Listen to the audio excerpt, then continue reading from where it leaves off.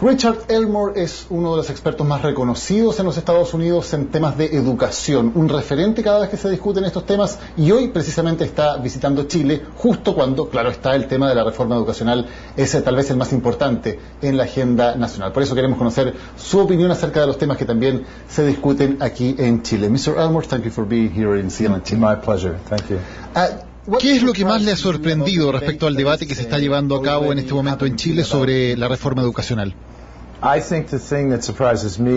Lo que más me sorprende a mí acerca del movimiento por una reforma educacional coincide con lo que le sorprende a la mayoría de la gente fuera de Chile. Y tiene que ver con la importancia de los estudiantes y el movimiento estudiantil en iniciar y presionar la agenda por una reforma. No conozco ningún otro país donde la presencia de los estudiantes haya sido tan significativa. ¿Y esa presión la ve como algo positivo o tal vez puede ser un riesgo para la reforma? Independiente de que te gusten o estés de acuerdo con las demandas del movimiento estudiantil o el punto de vista de este, es indiscutiblemente algo positivo. Porque lo que se está haciendo es enseñar a una generación completa de gente joven cómo tomar parte en las instituciones que tienen la mayor incidencia en sus vidas.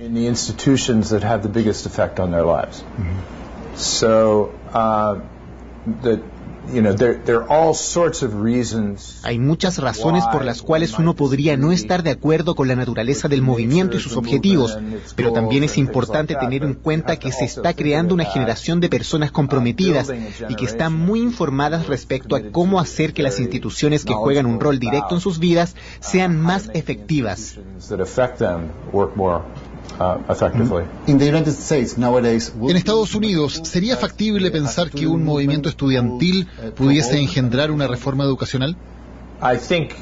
Not just in the United States, I think in most countries it would be unimaginable, but especially in the United States. Creo que no solo en Estados Unidos, sino que en la mayoría del mundo sería algo inimaginable. En el caso de Estados Unidos particularmente, porque lo que ha ocurrido en el curso de la última generación, mucho más de lo que nosotros mismos como estadounidenses nos damos cuenta, es que nos hemos convertido en una sociedad profundamente competitiva e individualista. Purposes of education in collective terms. We think of it much more in terms of individual competition. No pensamos en el propósito de la educación en términos colectivos, sino que mucho más como una cuestión de competencias y aptitudes individuales. Especialmente en las escuelas secundarias, el fin es lograr un récord académico que te permita acceder a las más altas instituciones universitarias y usar eso para posicionarte en la economía para amasar una gran cantidad de dinero. Creo que eso se ha convertido en una cultura dominante, y aunque no es la única, Estados Unidos se ha convertido en un lugar muy competitivo e individualista. Among students. So this has become a very individualistic and competitive culture. ¿Cree que el sistema educacional chileno es un modelo único en el mundo? It's not unique.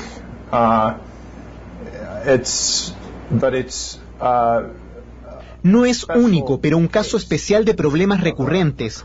Visto desde afuera, se ve que el país ha mejorado hasta alcanzar una determinada marca, y de ahí ese mejoramiento de acuerdo a estándares internacionales se ha nivelado. Y eso es lo que está ocurriendo en Chile. Así que con el aumento de número de escuelas de cierto nivel académico,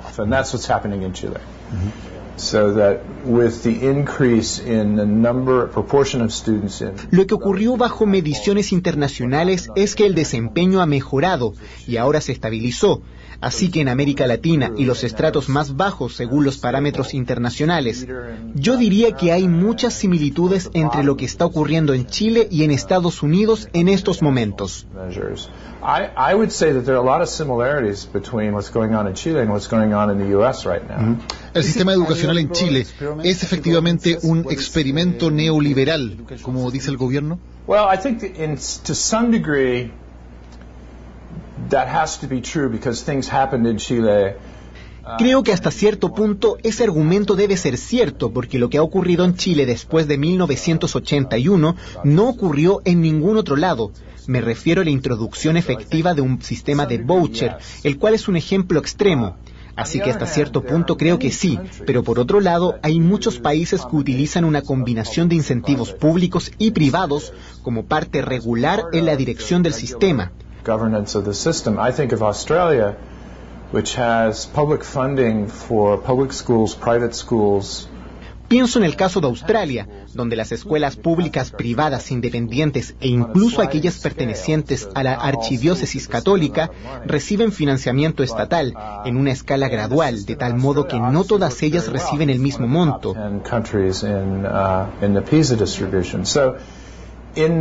El sistema en Australia obviamente funciona muy bien, porque está entre los 10 países de la distribución, así que en lo que concierne la fuerza y el foco ideológico de la reforma, creo que Chile es un único caso, pero no necesariamente en cuanto a la estructura de la reforma. Hay varias versiones diferentes de la misma cosa. El enigma para mí es que no haya alcanzado el nivel de crecimiento en cuanto a la participación y representación estudiantil que se había propuesto, y creo que ese ha sido el enfoque de los gobiernos.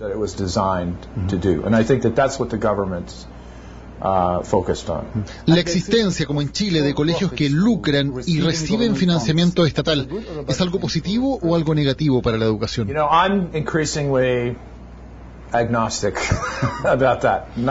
Me siento crecientemente agnóstico respecto a eso. No estoy ni a favor ni en contra. En parte porque mi apreciación del futuro es que tendremos muchos más tipos de organizaciones involucradas en el sector educacional.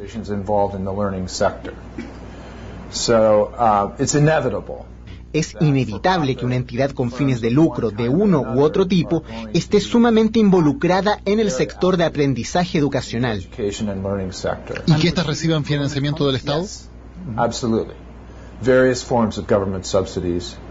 Sí, definitivamente, distintos tipos de subsidios del gobierno.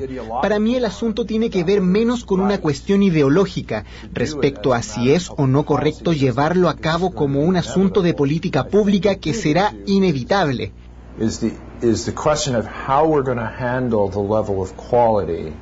Creo que el gran tema será cómo se abordará la calidad en estas instituciones y cuánto control deberá ser ejercido respecto a la manera en que se comporta la economía en torno a la educación.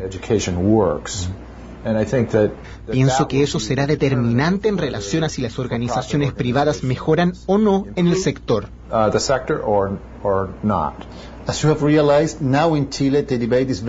Como se habrá podido dar cuenta, el debate en Chile ha estado muy enfocado en la cuestión del lucro. ¿Cree que es un tema fundamental para resolver o no? En un sentido sí, es un tema fundamental porque el gobierno ha puesto sobre la mesa si deberían existir subsidios para las entidades privadas, por lo que ese será un gran tema político. Y eso tiene que ser resuelto una vez que se abre esa pregunta. Tiene que haber algún tipo de solución, así que este será un gran tema de política pública. En el largo plazo no creo que vaya a ser algo tan importante en ese sentido. Comenzaremos a tratarlo con el tiempo como una cuestión de juicio, lo cual significa que si al hijo de uno le está yendo mal en álgebra porque el profesor no es bueno, es inaceptable decirle a ese niño y padre que no pueden acudir a una escuela que lucra para que éste reciba una mejor instrucción por el simple hecho de que lucra. To get improved instruction for their child just because it's a for-profit organization. Creo que en eso reside el futuro. ¿Cuál será la relación entre esas escuelas regulares y esas otras alternativas? ¿Cuán importante es la libertad de los padres a la hora de elegir un colegio para sus hijos? You know, I used to be conflicted about this because I thought of myself as a public policy expert. Tengo sentimientos encontrados respecto a ese punto porque me consideraba un experto en política pública y los expertos en política pública tienden a pensar dentro de un panorama más general y generalmente planteamos asuntos de interés público, es decir, si una u otra medida podría beneficiar el conjunto de la sociedad. Right? Because if you are a parent, you have one choice for one child. No hay nada que fije tanto tu pensamiento respecto a ese asunto como el hecho de ser padre, porque si eres padre, tienes una única decisión en relación a tu hijo. Tomas esa decisión como un padre responsable y solo puedes tomarla una vez. Mi punto de vista ahora que tengo 6 hijos, 4 hijastros, 2 hijos biológicos, es que ahora entiendo el asunto. I understand why parent choice is important. It's not should it exist or not. No se trata de si debe o no existir, sino cómo la sociedad enmarca esas opciones que se remite al rol del sector público para influenciar la calidad de la experiencia que tienen los niños. Y creo que los padres deberían ser participantes activos en la decisión. Padres pobres que perciben que no tienen una elección deberían entender que sí la tienen y que tienen las opciones que los padres de familia de clase media. Do have choices, that they have the same kind of choices as middle class parents. ¿Las dinámicas de mercado son útiles en la educación? They're useful and they're treacherous. Son útiles y a la vez traidoras. Creo que ayer el ministro hizo un trabajo excelente al esbozar las mayores críticas de la teoría del mercado aplicadas a la educación. Asimetrías respecto a la información, ya que los proveedores saben más acerca de los servicios que los consumidores. El hecho de que la educación tiene muchos bultos, es decir, te tienes que comprometer con un largo proceso antes de descubrir si funciona o no. Ese tipo de perfeccionamientos de marketing son realmente importantes.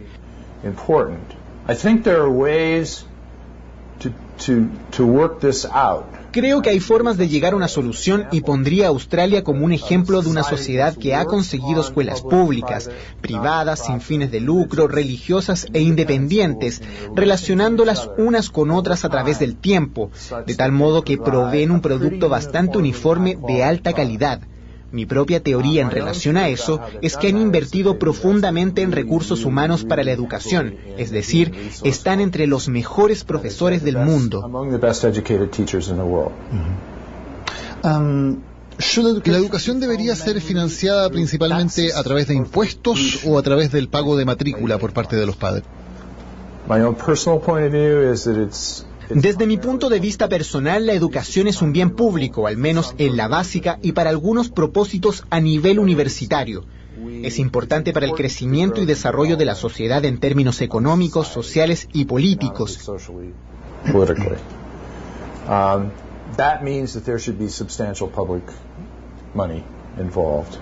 Eso significa que debería haber una cuota importante de financiación pública.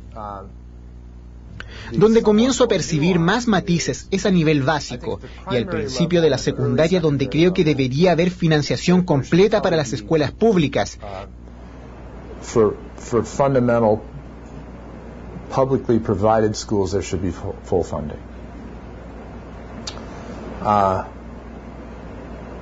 Creo que el hecho de que se le permita a los padres pagar extra para escuelas privadas o sin fines de lucro me genera un poco de sospecha, pero tampoco quiero descartarlo porque la pregunta real y más difícil es si los alumnos están afuera en la calle, que tiene que ver hasta qué grado el Estado tiene responsabilidad por la financiación completa de la educación universitaria, y ahí el argumento para que exista algún tipo de financiación privada se hace más persuasivo, ya sea a través de préstamos o subsidios.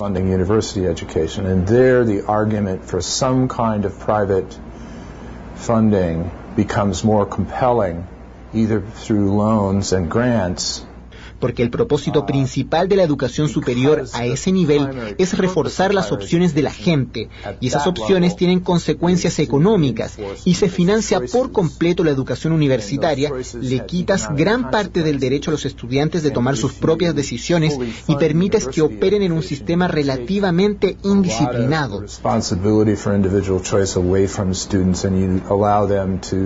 Operate in a relatively undisciplined environment. But that's a political issue that needs to be... Pero ese es un tema político que debe ser debatido.